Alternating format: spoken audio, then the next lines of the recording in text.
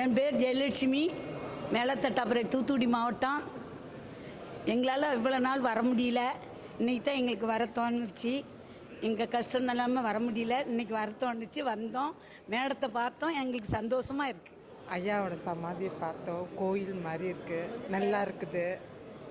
அம்மாவை பார்த்தோம், ரொம்ப சந்தோஷமாக இருக்குது. இத்தனை காலமாக எங்களால் வர முடியல, இப்போ வந்திருக்கிறோம், ரொம்ப சந்தோஷம். தூத்துக்குடி மாவட்டம் மேலத்தட்டாபுரை கிராமத்திலேருந்து நாங்கள் எல்லோரும் வந்திருக்கோம். ஐயாவோட சமாதியை பார்க்கறதுக்காக தான் மெனக்கிட்டு வந்தோம். பார்த்தோம், ரொம்ப சந்தோஷமாக இருந்துச்சு. இருந்தாலும் அவரை உயிரோடு பார்க்க முடியலங்கிற ஒரு வருத்தம் தான் எங்களுக்கு. வேறு ஒன்றும் பேச முடியல, ரொம்ப சந்தோஷம். தூத்துக்குடி மாவட்டம் மேலத்தட்டாபுரை. என் பேர் பேச்சியம்மாள். கேப்டன் பார்க்க ரொம்ப ஆசையோடு நாங்கள் பார்க்க வந்திருக்கோம். ரொம்ப சந்தோஷம். என் பேர் செஞ்சி மாவட்டத்துலேருந்து வரோம். என் பேர் ஆர் வள்ளி. நாங்கள் அண்ணனோட ரசிகர். அண்ணனை ரொம்ப ரொம்ப மிஸ் பண்ணுறோம். அண்ணியாரை பார்த்துட்டோம். இதோட 3வது ட்ரிப்பு வரேன் எங்கள் அண்ணனை பார்க்க. ஆனால் எங்கள் அண்ணன் இல்லாமல் தான் மனசு வருத்தமாக இருக்குது. வணக்கங்க, என் பேர் பிச்சைமணி. நான் திருப்பூர் மாவட்டத்திலேருந்து வர்றேங்க.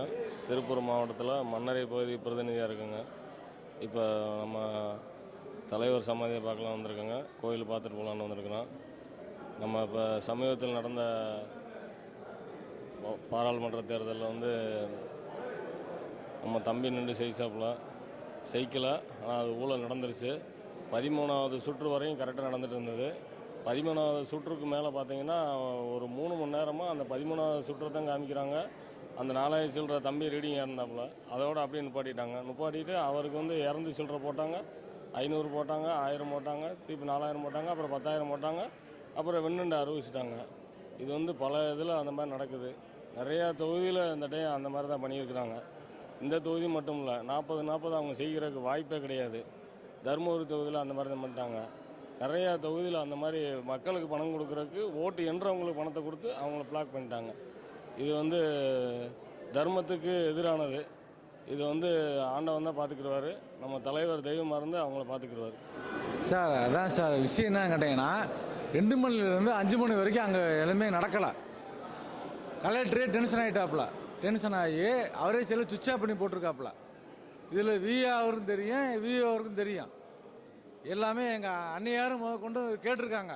முறையாக தான் கேட்டிருக்காங்க, லீகலாக தான் போயிருக்காங்க, இல்லீகலாக போகல. எல்லாம் கேட்டதுக்கு ரீசனே இல்லை.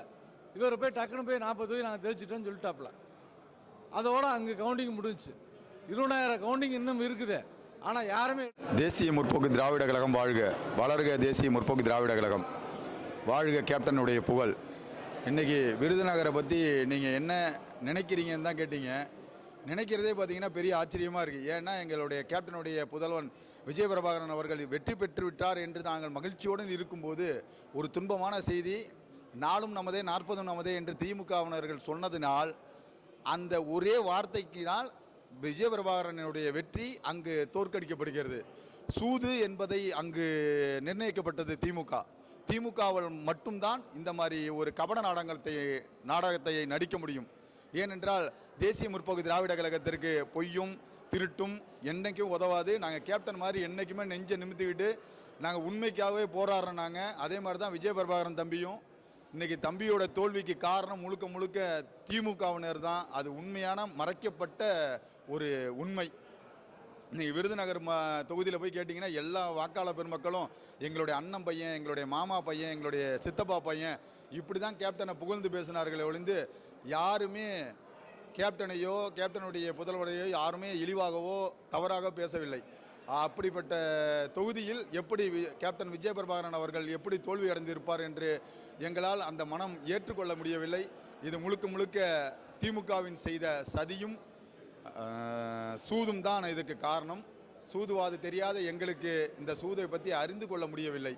எல்லாம் சொல்லுவாங்க, ஒரு படத்தில் கூட பார்த்துருக்கீங்களா இல்லையா, நீங்களாம் ஓட்டுக்கு தாண்டா பணம் கொடுப்ப, நான் ஓட்டு என்றவனுக்கு பணம் கொடுத்தேன்டா, அதனால தானே என் பக்கம் தீர்ப்பை சொல்லிட்டு போயிட்டாங்கிற மாதிரி தான் இந்த காலகட்ட அரசியல் இருக்கிறது என்று சொல்லிக்கொண்டு வாழ்க கேப்டனுடைய புகழ், வளர்க தேசிய முற்போக்கு திராவிடகம். நன்றி, வணக்கம்.